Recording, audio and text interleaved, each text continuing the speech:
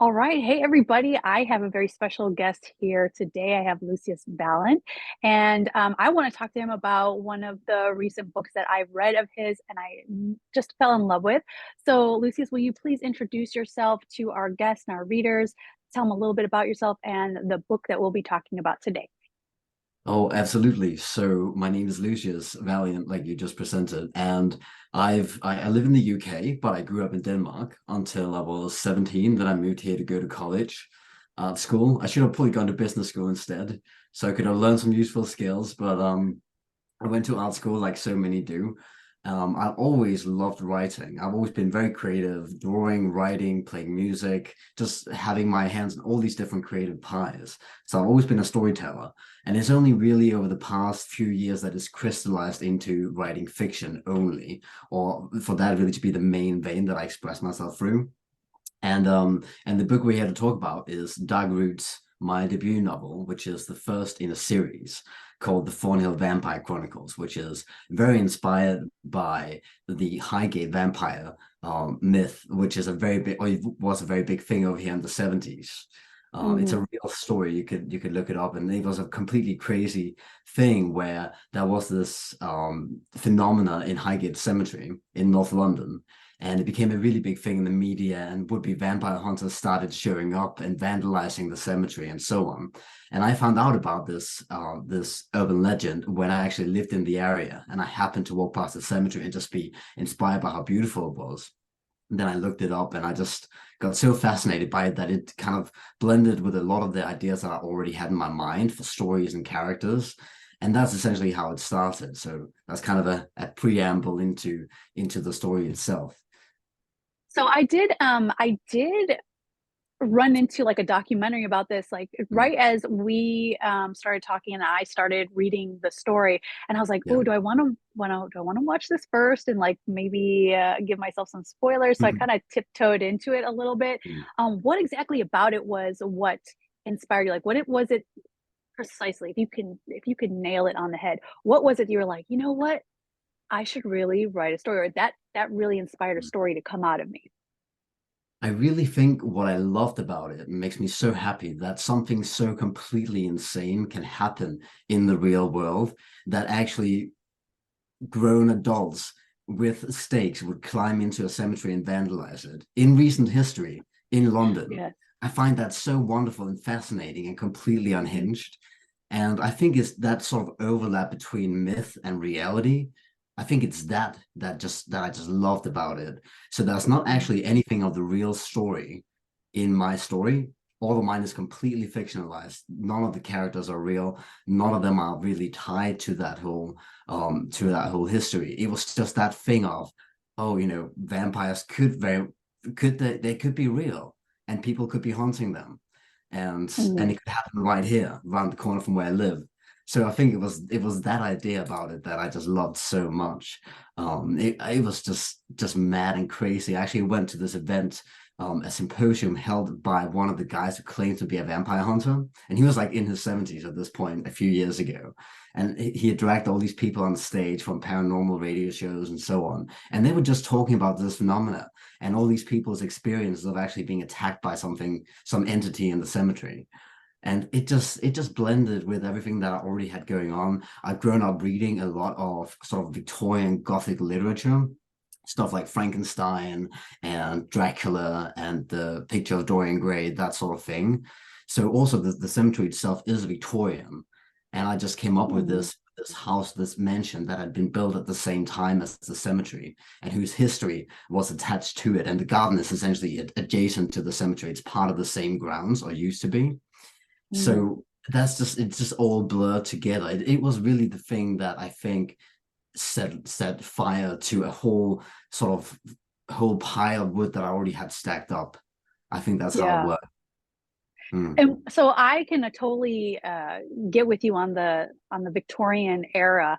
I Oh, yeah. love this era so much. Mary Shelley, of course, introduced us into how prim and proper they were on the outside, but how deviant they can be behind closed doors. So Oh, it kind yeah. of gives you that blend of beauty and this dark side on the other side. What was it for you about this era that you're like, that's it for me? I think it's very much the same. It's Hmm. the all the pretense and all the decadence and just the Yes. ostentatiousness of it. And I also just love the aesthetics of that era, the clothes, the art, the symmetries, their Hmm. whole obsession with mourning and death and Yes. propriety and all that weird customs. I love that. And also that this whole clunky technology from their old style photographs to yeah, just like the very crazy things that they believe. They were so into spiritualism and Hmm. communicating with the dead and so on. And and just like the primitive science of that time as well is super fascinating. So I drew on a Hmm. lot of those influences. I really love the atmosphere of it as well. So I try to use this very gothic atmosphere in essentially an urban fantasy book to kind of blur Right. the those themes of those genres together. So it's very much like that. It's got a lot of that very gothic literature feel, but it's set in the 21st century. It's set in the present. So Hmm. most of And I it is think set. that's what, sorry, but I think that that's probably the fun of having a vampire, right? Like they can have Yeah. all of that ancient or, historic, you know, air about themselves. But once you get into the modern day story, they sort of, bring it into that modernization where you can have whatever you want. Like, in Mm. the Victorian age, they were on the cusp of this industrialism, this future, and then at the Yeah. same time they have one foot still back in customs and old superstitions and things of that nature. So they were like Absolutely. one foot in each air and then one foot in the grave, right? So then they have these Absolutely. vampires come out and they're beautiful, they're decadent, they've got all this history behind them, but they're trying to survive in a modern world where, well, we can't even do it half the time. So I want to go into Absolutely. that with you. Like, tell me about your characters, a little bit about them, and who we can expect to see. Okay, so I have a pretty large sort of cast of characters in the story. The main character is a 21st century vampire hunter. So he's not one of the Victorian vampires. Most of them are from the Victorian era, but essentially he is basically drafted in to go to this job in London, and it turns out that he's related to these vampires that live in a mansion. And that's essentially what starts the story. One of these vampires wants to relay her story. And then later on, a lot of the others are brought back to life. Let's just put it that way. But essentially, I wanted this sort of modern lens on these Victorian vampires to kind of see the absurdity and the irony of them in a way that we would see it. Because if you Mm-hmm. just were to see it, if you saw it from a Victorian vampire's perspective, you would, I would have to really write quite differently. And I would have to go into the mindset of someone who grew up in the Victorian era. And I've done that in Mm-hmm. part of the story. But I also like the ability to kind of to jump back and forth. So you can see the humor of it reflected as well. I think there's so much potential for humor in encountering Mm-hmm. someone that grew up in that era and had these beliefs about the world and also just grew up in a very, very different world. And just I really love the tension of the clash between that. So that's a very big part of this of the story. Um, we have a lot of characters from the same family that appear.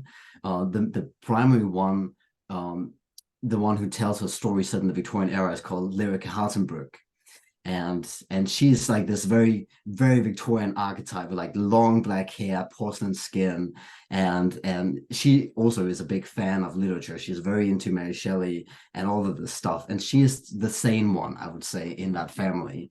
And she kind of tells the story of just her crazy cousins and her uncle that she becomes engaged to, who kill her aunt. And so there's a lot of like shady family history going on under the surface that is slowly dug up. And of course, her aunt keeps haunting her as well, trying to warn her against something. So she's the main character in the part of the history that's set in the past. And then in the present, we have Harlan Thornhill, as we figure out he's actually called. And he is from the 21st century, and he doesn't know anything about his background or his family, but he's more or less been raised within this secret society of vampire hunters. And so his whole being is aimed against vampires and seeing them as evil. And he has a quite one-dimensional view on this. It's his whole career is haunting these creatures and slaying them.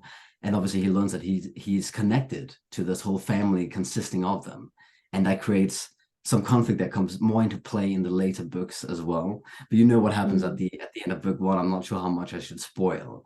Um, but Yeah, we don't want to give too many spoilers only because yeah, I think this book is fantastic. If you are a fan of Anne Rice, and you have the secret societies and you have these ancient vampires who are just kind of surviving in this modern world, I think it's mm, very reminiscent of that. I know it's been compared to the Vampire Diaries as well, which I did see a lot of that as well in your story, but I found the uniqueness in your storytelling and the way that you tell that story. So I don't want to spoil it for anybody, but I do want to mm, talk a lot about that beginning tension because when your main character, well, the main character in the beginning, right? yeah, Like you said, he's born and bred to do this job, and he yes, has this mentor, right? And this yes, mentor he has to go to and basically say, "Look, I'm in trouble," right? So you have this very humanistic side that says, we get into that as well. We have this, expectation for ourselves. We've set these goals for ourselves. And then all of a sudden, it's all coming apart and we don't really know anything else at that point, right? You kind of feel mm, like, what else am I going to do in life? I've made my whole, like, you're an artist, right? So if you couldn't yeah. do art anymore, like I would fall What you do apart, right? Yeah. And exactly? It's very so much like I, that. Yeah, yeah, and so when I came to this yeah, part of the story, I thought it was so brilliant how you did it because you did bring that humanistic side to it where, he goes through this sort of range of emotions where he's got to be very he's very cocky, right? So he's very cocky and he's sort of like facing this other person that has it out for him and he has to remain, I don't know, I wouldn't say professional, but he's got to have mm, save face, all right? And then mm, he's got to yeah, go to his mentor and be like, I don't have anywhere else to go. They're bringing me to this guy, and it's like, crap, mm, So yeah. I love that. That was a very brilliant beginning. We won't talk about the end, but I want to go into that a little bit more. Do you have people that you model these characters after, or is it completely something that came out of the crazy head of yours? Completely something that came out of my head. Or it feels more Awesome. like these characters came to me. I didn't come up with them. Yeah. They walked in. So when people are, talking about inventing a character or coming up with one, it's for me, it's way more discovering the character. Hmm. I don't get to choose the characters that show up, and I don't get to control them. I don't get to be in charge of their motivations or make any of those decisions. It feels very much like they come pre-made from somewhere and no idea where. Hmm. Like they live in a parallel universe. And I feel like my whole storytelling and my experience of that is very much like venturing into this parallel universe and recording what happens rather than trying to come up with it. And of course, as I'm sat there writing down the words, I have to come up with it word by word and sentence by sentence. But it's more me trying to channel something that already exists. In a Hmm. way, I feel like I can't even take credit for it in that sense because it just I'm taking dictation of this thing. It's something that already exists, and I feel like I found it. It's really Yeah. like almost like I found this Right. little gap in the universe, and I can peek through it, and I gotta tell the story because I'm the one who can see it, but I didn't come up with Hmm. it, and the characters are not really my inventions. They're just these creatures that I spotted or that I encountered. It's very much like it's that probably sounds a little unhinged, but that's my experience of it. Yeah, Yeah. No, I very much. totally understand that. When I'm writing my stories, like people ask me, like, the ideas do come to me, but I Mm, relate to that where it's kind of like the story's already there. A yeah, lot of them come from maybe like some dreams that I have, but I feel like you said, like it's peeking into another dimension. These mm, characters already have their own lives. yeah. I'm just privy to that life. And so what I want Mm. to ask you from a writer standpoint is, do you ever feel like because of that, because they have their own lives that that people always ask, are you a pantser, or do you organize, do you write out outlines? For me, I kind of do a little bit of both. How do you handle that? I'm a major pantser, completely. I've actually Mhm. tried outlining a little bit since writing book one, where I did not outline at all. It took me, I would say, about a decade to write book one, but a lot of it is rewritten because I wanted it to be more consistent and coherent. But anyway, it took me ages to write book one. So for book two, I tried to do a bit of outlining, but it didn't work. So Mhm. with book three again, I gave up on that because it's like I Yeah. tried to outline, I tried to at least like do a little bit of note taking, and the characters and the story just go completely off track, I really feel like I can't control it. But Yeah. it also means that there is some meandering that takes place, and there's some chopping that I need to do later on. And I hope as I keep writing, I'll become better at just getting it right in the first place, with less meandering, less, wandering down a blind alley and having to back out again. So there's some of that happens, and I think I'll figure that out. But I naturally just happen to be Mhm. way more of a pantser than a plotter. Maybe I can Mhm. learn to do a little bit more plotting as well, be a little bit more deliberate, or push the story. But it really feels like just following it and hoping for the best. So it feels Mhm. very much like taking a chance on it as well, by just going Yeah. with it and hoping that it goes somewhere interesting, and that it sort of makes sense, and that I hit whatever plot notes that you actually need to hit to resonate with people. But I don't know. I don't really know. All right. Yeah, That's I that's just the risk you run when you're talking to the voices, right? mm, So what I've done to rein them in is say, okay, just give me a timeline. Can you just give me a timeline, yeah. and then I kind of know where I'm going from there? Because, like you said, they'll lead you down some really dark alleys because Mm, they're sort of they're they're sort of real, right? So it's their yeah. story, and they want to tell you what they want to tell you.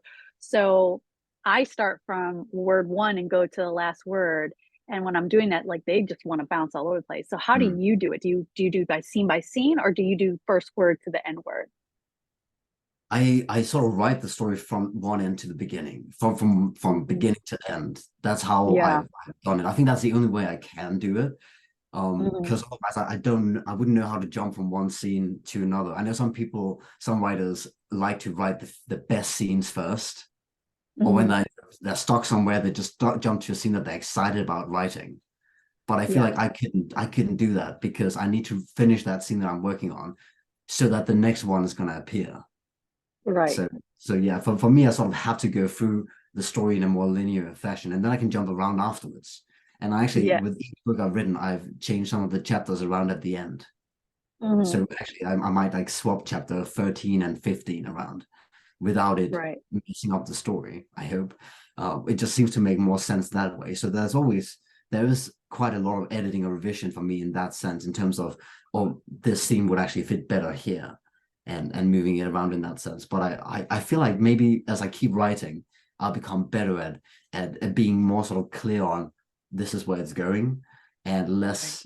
less meandering, less fluff, less sort of wandering through the dark, not knowing what's going on. Because that is a little daunting as well. And I think that is also where you could risk getting stuck in Yeah. doubt, or just feel like you can't see what comes next in the story.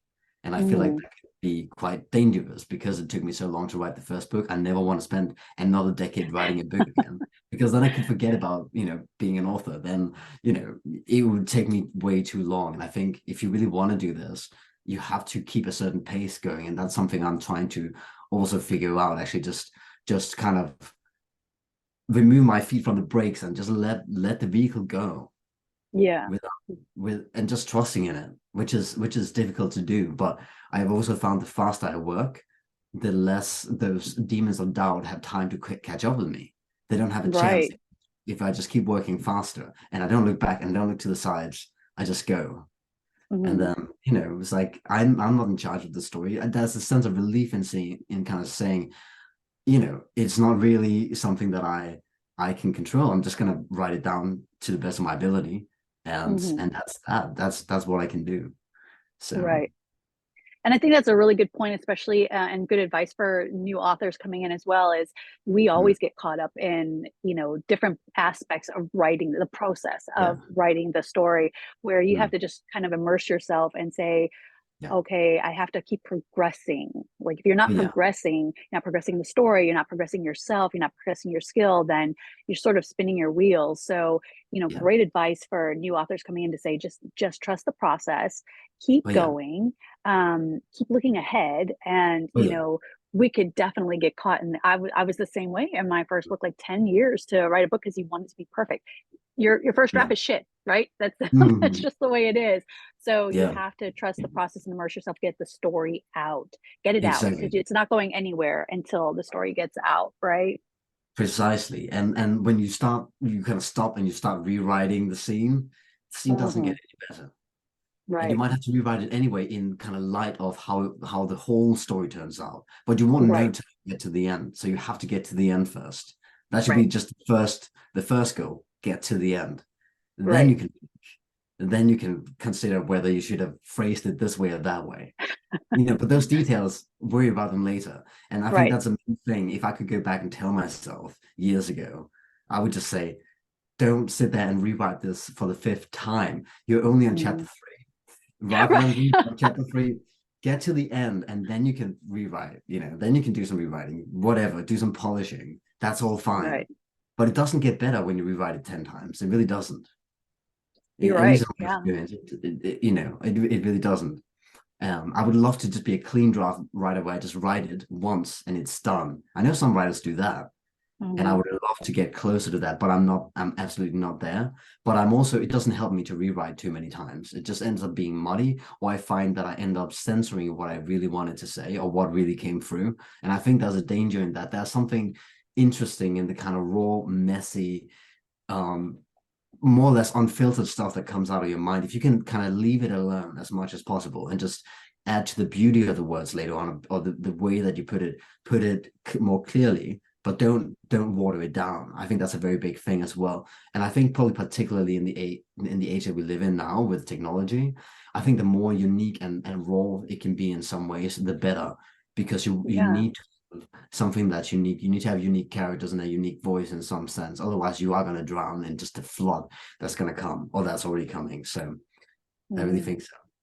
Yeah, what a great point because, in this day and age, like you said, we have technology, we have AI now, right? Mm. I think having that raw, it's not perfect, makes it perfect. I think you're completely, nailing it on the head with that.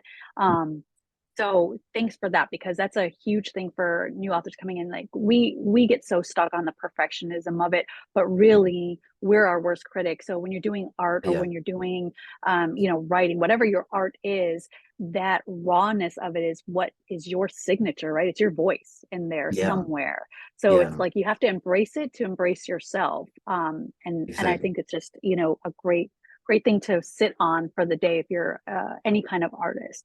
So let me move past Mm. to your covers. I want to talk about your Oh, covers yeah, because I think they're yes. fantastic. Tell Yeah, me how thank you. you got to that process. So first of all, did you have in your mind like what you wanted your cover to be? That's the first part. And then the Mhm. second part was, did you have the cover first and then you finished your story? Because I'm bad about that. I have to have a cover. And I do my own. So did you have to have your cover first to kind of inspire you? And then the final part is who did your cover? So to answer the first part, I did have a very strong idea about what I wanted for the cover. I needed Thornhill Mansion on the cover, of Mm-hmm. course. And I didn't have the cover until the very end. I'd written the whole book before I had the cover. And I found a graphic artist called Beetlejuice very suitably, who did the Mm-hmm. cover. And he understood the assignment perfectly. I explained, this is the story, this is the vibe of the book. These are some of the ideas that have gone into it. This is the setting, and he just completely understood it. I barely Yeah. had to ask for any revisions or tweaks to it at all. Oh, He just wow. totally got it. So I just decided, I'm going to stick with this guy just throughout the whole series, however many books that's going to be. But yeah, I'm very, Mm-hmm. very pleased with the cover as well. I feel like it perfectly captures the vibe of the story and what the story is. Mm-hmm. So yeah, that I'm very Awesome. pleased. So tell us a little bit about where we can find you online, where your favorite places, because I know we all have like all kinds of social media. I don't want to Yes. burn you out on that. So tell me where your favorite one is, where we can find you. I'm probably most active on Facebook. I know I probably Mm-hmm. should be on TikTok and be more active there. I am on TikTok. But I need to post more there and get more into the Yeah. platform. I feel like I get flooded when I open it. And I feel like because I love the written word, I prefer Facebook. I prefer like leaving a little written update or something. But so Mm-hmm. that'll be the main place to look for me. But do follow me on TikTok as well. I am the Lucius Valiant on all platforms, or just Lucius Valiant, just in one word. That's a way to find me. You can also, I think, if you just Google me, I'll come up. No one else really shares my name, so That's good. That's really good. I know a lot yeah. of authors are like, I have to add a two to it, or like even Graham Reynolds was like, I have to add a two to somebody stole it. I'm like, what? That's crazy. Your Oh no identity way. is you, right? And Hmm. sometimes we share a name that yours is very unique though. So I like that. So tell me also a little bit about what you're currently working on. Right. I'm currently working on book 4 in the series. Mhm. It's called Grim Games, and it feels very crazy to be 4 books in. It's almost like once I got the first book out, it was like popping the cork because I felt like, okay, now I've done that. It's too late now. I can't crawl Mm. back in. I need to just keep going. People have already read the crazy ramblings of my imagination. I might as well just keep pouring it out. And if I really Yes. want to do this, I've got to keep doing that. So I'm working on book Right. 4 now. I'm hoping to write book 4, 5, maybe 6 this year if I can make it. I would love to be able to Nice. write faster and be one of those indie authors and just put out a book a month. I can't do that. At least not. It would take me a long time to get to that point, I think. Yeah. But if I can get 3 books out this year, I'll be very pleased. I'll get at least 2. That's the absolute minimum. But yeah, I'm working on book 4. I'm having a lot of fun with it. And I Mm. have a very big cast of characters in this one. I'm introducing a lot of new characters. I am going deeper into the world of the undead, whereas I think the first 3 they're kind of circling a lot over the same ground, Mhm. tying up a lot of loose ends, and there's a lot of overlapping history. So in some sense, the first 3 books are very much part of the same story. They're part of the same. They're almost like a trilogy. And now I'm going Yeah. into new territory with the fourth one. It's almost like I'm free of this story that I wanted to tell that took me 10 years to tell, 10 years and a bit actually. And now I'm Mhm. just able to proceed with the same characters and obviously the same setting, but I'm able to go into new places, and that's very fun and very exciting. And this fourth one is also gonna go some really dark places that I'm very excited to venture to, because I think in the first 3 there is a lot of there's elements of horror, but there's also a lot of humor.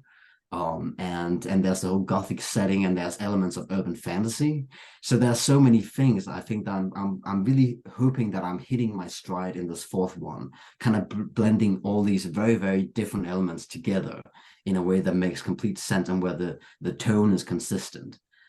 Because I really feel like all these different elements that go into my storytelling are so disparate. They're such an odd mix, probably.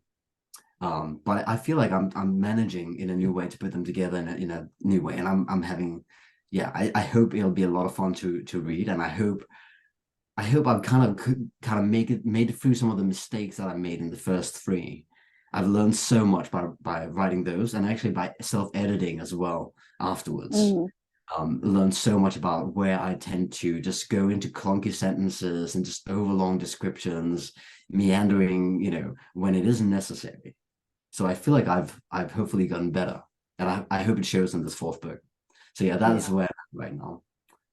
And I think I want to point out too that you can tell that you had fun in the story, which I love. When you're reading Oh, yeah, somebody's work and you can tell, like, the humor is right there. It's not overdone. It's like you're just having a good time with the story. Like I mm, felt that in your story all the way. And that's why I enjoyed it so much. And I was like, you know what, I'm just buying the rest of this series because it started off with me and you like just being a review, which they'll yes, be able to see. I'll put the link to that review as well, but they'll be able to see the review. And then when I finished it, I was like, I have to have the rest of this, even though I'm just a really slow reader when it comes to and reviewing. yeah, But it's because I'm enjoying it with you, right? But also, one of the things I like to always ask one of the mm, author, or sorry, what I like to ask authors before I let yeah. them go, and I'm going to ask you is knowing everything that you know now, right? Mm. If you could have known this one thing when you started, what would it be? One thing. I'm not going to go back to saying work fast and don't look back and Mm, don't look to the sides because I've already said that. right. But I think the thing that I would say is that it's way more frightening not doing it than doing it. So Yeah. get it done, get it out there. And what really is the worst thing that can happen? People are gonna read Mhm, it, they're gonna hate it, they're gonna judge it, they're gonna know what's in your mind. That's the worst thing that's gonna happen. But it's also the mhm, very best thing that's gonna happen. So right, I absolutely, just absolutely do it for that reason. Because right. otherwise it feels terrible to just sit there and kind of stew with all this energy, Yes. these stories. It's way better getting Yeah. it out there, even if it's imperfect, even if it's whatever you might even think, you've not done the story justice or whatever, but just do it. It's way better that way. Get it out of your system. And Mhm. also, people deserve to be able to read it, because some people are going to love it and enjoy it. I've been so amazed by the response I've had to this. I've done so many creative things throughout my 20s. I've played in bands, I've organized a club night in London, like so many things. But I've never had a response like I've had from some people to these books. And it's such a wonderful thing. That That's makes it awesome. absolutely good. So And yeah. so can I ask you which one is more, I guess, vulnerable and daunting to you? Would it be writing or would it be your art? Oh, writing, 100%. Mhm. 100%. Because there's nothing to hide behind. Yeah. Even if you are on stage playing music, you're hiding behind an instrument. Mhm. If you're painting something, you can interpret it in various ways. Mhm. You don't actually have to be. It's not as vulnerable as writing. I don't think anything is as vulnerable as writing. Yeah. That's my experience anyway. Nothing Yeah. is. That makes it absolutely Mhm. terrifying. It's terrifying to me right now that there are people out there reading my book. I had a friend message me a couple of days ago just with a quote from the book, and he said that the light went out in his house Oh, as he was reading that quote. And I didn't know he was reading the book. And I was like, yeah. God, people, I don't even know who is out there reading it right now. People who know me. Yeah. And that, and people don't know me, of course, but it's really weird when it's people that know you. And it's like, oh Yeah. my, it's mind-boggling. It's very strange. And I'm definitely not used to it. Maybe I never will be. Mhm. I find it almost, as soon as I'm done with it, I need to move on with the next thing, because I do have a tendency to start self-doubting and questioning. And that's why I Mhm. have this mindset now. I just need to keep going. I just need to move faster than the doubt. And Yeah. that'll be the thing that means I can get it done. Right. Yeah. Oh man. Well, this has been such an amazing time. I wish we had longer, So but I'll yeah, definitely so make sure that I get you back for the other two books. I just want love that. to one more time tell you guys please pick up Lucius Valiant's book. Do you wouldn't happen to have it with you right now, or it's Oh, I it's okay no. if you don't. I didn't prepare you for that. That was my fault. I put you on the Oh spotlight, but no. I have the other two on the shelf behind me, but Dark Roots is Mhm. downstairs. So All I'm right. gonna Make sure y'all pick up the book. I will yeah, make sure that the links are down there. I'll put some pictures on there as well for you. Excellent story. I'm looking forward to the other ones. And it was so great talking with you. We've been trying, like, just so y'all know a little secret, we've been bouncing around each other, rescheduling. And I was like, we're going to do yeah, it today. for So, weeks. yeah. So, thank you so much Yeah. for spending your time with me today. I appreciate it. Thank you so much for having me. It's been an absolute pleasure. All right. Well, y'all have a great night, and I'll talk to you again soon.